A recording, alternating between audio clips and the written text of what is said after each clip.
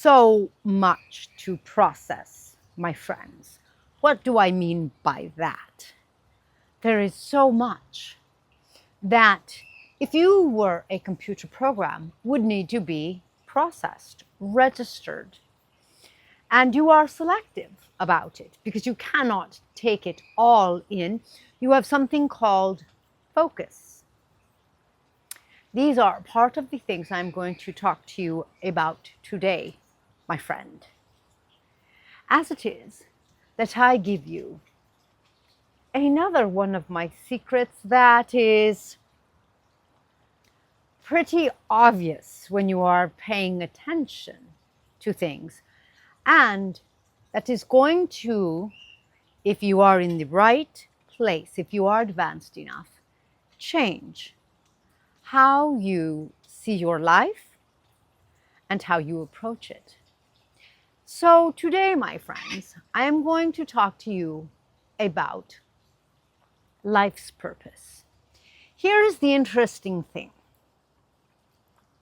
You speak a lot about your purpose. What is the purpose of life, of my life? You never really stop to look at life's purpose. Now, you may think of life as a living entity. You may not. You may think of life as Mother Earth. You may not. But whether it is sentient or not, whether it is a creature or not, it does have a purpose, doesn't it? The purpose is more than just housing you while you are here. You are born, you come into life, you die, you leave life. While you are here, it is where you are, so to speak. But that is not a comprehensive purpose. That is a function, not a purpose. When you look at the purpose, isn't that going to change why you're here, your perception of why you're here? So let's look at that purpose. I call what you call life, I call the experiential life system. This is one of many systems that the Creator has created. And in this system, you experience things. It is one experience after another.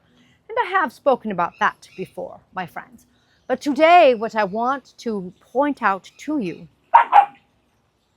is that within this system, the system brings you certain things for you to process, for you to sense, see, smell, taste, and so on.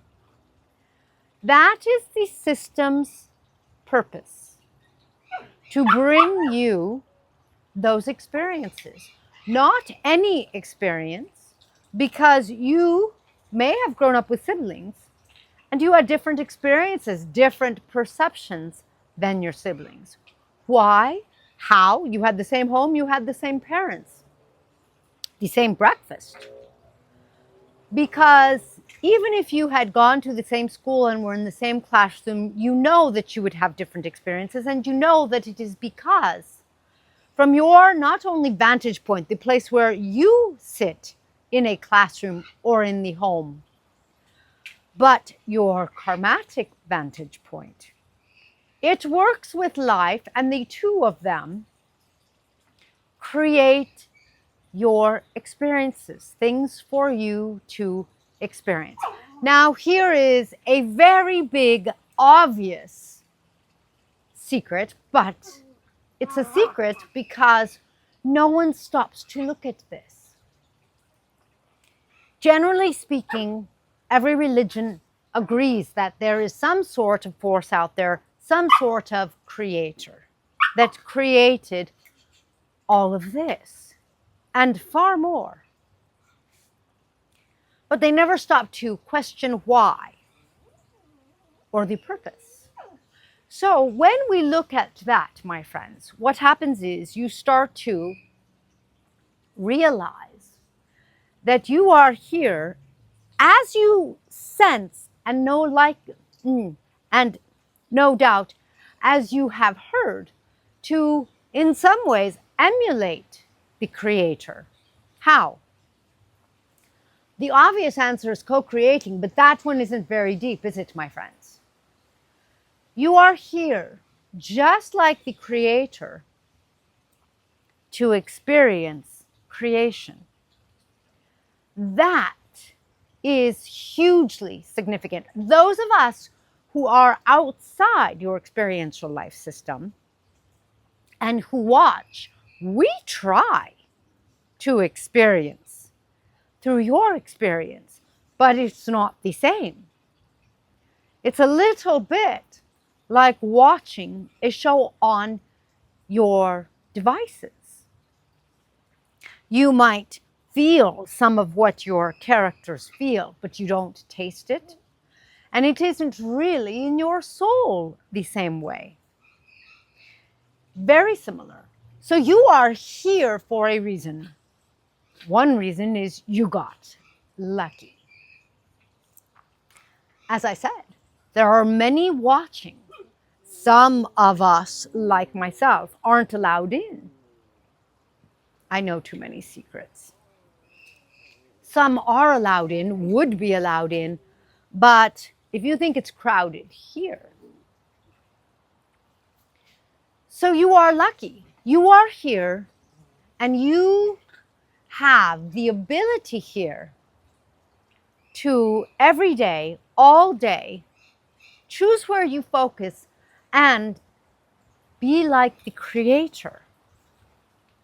Experience your creation. Now, again, your creation is a little interesting. Yes, you would like to command your reality, and you try. But things always seem to get in the way, don't they? Your karma, the problems that keep coming back, and what life brings you, rain on your parade. And yet, my friends, if you stop and realize that when you have breakfast and you choose what you have for breakfast, you are intentional about what you have for breakfast, then hopefully you will savor it, because it is an opportunity to extend yourself into yourself, just as the Creator has. If you are just sitting outside like this body is, and you are taking it all in, experiencing whatever it is, a sight, a sound, the wind, tactile, whatever it is, the energy, whatever you focus upon, I say focus upon the ones that go deepest. Then you are going to bring depth to your life. Now there's an interesting thing to bring, isn't it? Because a casual conversation, small talk, boring, does it do anything for you? Maybe it gets you from point A to point B. Small talk to get to know someone in hopes it's going to go somewhere else. Depth, on the other hand, that connects you with what? What is at your depth? Yes, what? What you are. Because those little small talk conversations about the weather, well, they can talk a little about who you are, but you want so much more, don't you? So if you want so much more, my friends, realize that chasing your tail by trying to make money, do this, do that, get rich, get famous, if they are small talk, perhaps longer talk, but small talk, they won't do anything for you. On the other hand, if you go deep into yourself and you connect with your soul, you're going to find everything seeming to expand around you. Could that be? Yes, you are energy. So what is the point of piles of money if you can't sense them? And wouldn't you prefer having everything around you expand, letting life fulfill its purpose by bringing you experiences for you to know yourself, for you to savor the creation. Have you ever savored the creation? You start to when you have sex, don't you? That's one reason people are addicted to sex or to anything else. They are trying to savor, but the problem is small talk can take you out of your depth. So you do something that should be depth fulfilled, depth full. Sometimes playing with your words is fun. And you do it in such a way, wham bam, that it is like small talk.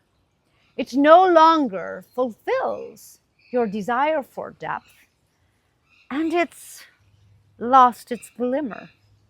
Gain your glimmer, gain your expansion, and tune into the biggest gift, the purpose life has of letting you. It's the equivalent of taste all 31 flavors at the ice cream store, except there are 31 in the blink of your eye. But more, really more. There is so much for you to choose from. Find your depth. Do this, my friends, just for a few days. If you do it for a week or so, you may never stop. If you do it a couple of times, you're going to get your own attention. But do it for a few days and watch to see how the matrix starts to melt. Those mirrors start to wobble. You can touch them. Why? Because you're going into depth. You're going into energy. You're not having boring surface conversations that never change. How's the weather? How's the family? How's the boring? How's about things that go beyond anything you could describe? Things that just are like the endless universe with glimmers everywhere. So much in what's supposed to be empty space for you to discover. Small talk is an echo of empty space. It's filled with nothing. Your depth is endless, just like the universe. So tap into the purpose of life, my friends. And then, if you like, post and tell me about it. That's always interesting. Although I hear some of you anyway. Some, not all. Like I said, there are some of us watching. Don't worry. These people I'm talking about that are watching aren't really necessarily people. We're all beings, but we're not allowed to steal your keys when you aren't looking. You do that to yourself. We just watch. So don't fear us. That's not the point. The point is we are looking on, wondering what it is like to have your soul stirred. Make sure that you have the experience you are here to have. You are here to taste it all. Until next time, my friend.